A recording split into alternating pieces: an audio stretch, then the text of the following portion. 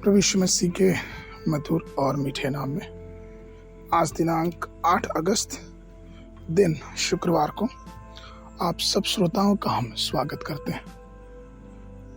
आज के दिन के लिए जो वचन है वो लिया गया है याकूब की पत्री उसका 5 अध्याय 16 पद। इसलिए तुम आपस में एक दूसरे के सामने अपने अपने पापों को मान लो और एक दूसरे के लिए प्रार्थना करो जिससे चंगे हो जाओ। धर्मी जन की प्रार्थना के प्रभाव से बहुत कुछ हो सकता है। प्रियो, आज का विषय है धर्मी जन की प्रार्थना। धर्मी जन की प्रार्थना एक विश्वास और उत्साह से भरी होती है। एक धर्मी यूं ही प्रार्थना नहीं करता, बल्कि वह पूरे जोश लगन के साथ परमेश्वर से प्रार्थना करता है। याकूब अध्याय 5 में हम 3 धर्मी व्यक्तियों की प्रार्थना के उल्लेख को पा सकते हैं। सबसे पहला प्रभु यीशु मसीह के विषय में पद 11 में, दूसरा पद 6 में, दूसरा पद 11 में अय्यूब की प्रार्थना के विषय में, और पद 17 में एलिया के प्रार्थना के विषय में। ये सारी प्रार्थनाएं हमारे और आपके लिए एक आदर्श का कार्य करती है। याकूब 5 का 16 जिस प्रकार से हमने पढ़ा कि किस प्रकार से धर्मी जन की प्रार्थना के प्रभाव से बहुत कुछ हो सकता है, उसी के आगे अगर हम 17 और 18 पद पढ़ते हैं तो हमें और आपको मिलता है एलिया भी तो हमारे समान दुख सुख भोगी मनुष्य था और उसने गिड़गिड़ा कर प्रार्थना की कि मेघ न बरसे, और 3.5 वर्ष तक भूमि पर मेघ नहीं बरसा। फिर उसने प्रार्थना की तो आकाश से वर्षा हुई और भूमि फलवंत हुई।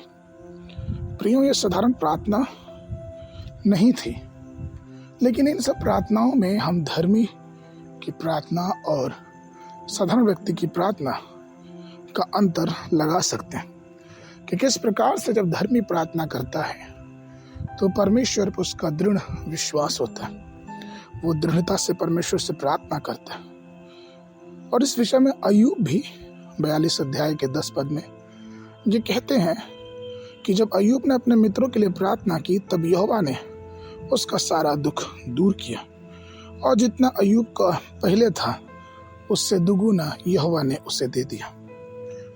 आपको मालूम, धर्मी लोग की प्रार्थना निस्वार्थ की प्रार्थना होती है। कई बार हमारी प्रार्थनाएं स्वार्थ से भरी होती है और कई बार नहीं। लगभग हर समय हमारी प्रार्थनाएं स्वार्थ से भरी होती हैं, जिस प्रार्थनाओं में हम, हमारे परिवार, हमारे बच्चे ही रहते हैं। लेकिन परमेश्वर चाहता है कि हम इनसे कहीं दूर दूसरों के लिए प्रार्थना करें। पहला सामुएल उसका 12 अध्याय 23 पद बताता है, फिर वह मुझसे दूर हो कि मैं तुम्हारे लिए प्रार्थना करना छोड़कर यहोवा के विरुद्ध पापी ठहरूं। मैं तो तुम्हें अच्छा और सीधा मार्ग दिखाता हूँ। ये शामुएल की कही हुई बातें कि वो किस प्रकार राजा साउल के विषय में प्रार्थना करता था। प्रियो, हम जो यीशु मसीह के लहू के धोए हुए, हमें चाहिए कि हम हर एक प्रकार के पाप से, कड़वाहट से, द्वेष से अपने आप को अलग रखें और प्रभु से प्रार्थना करें, क्योंकि परमेश्वर हमारे पापों को क्षमा करता और हमें धर्मी बनाता है। और जब उसने हमें धर्मी बनाया है तो हम धर्मी के समान प्रार्थना करें।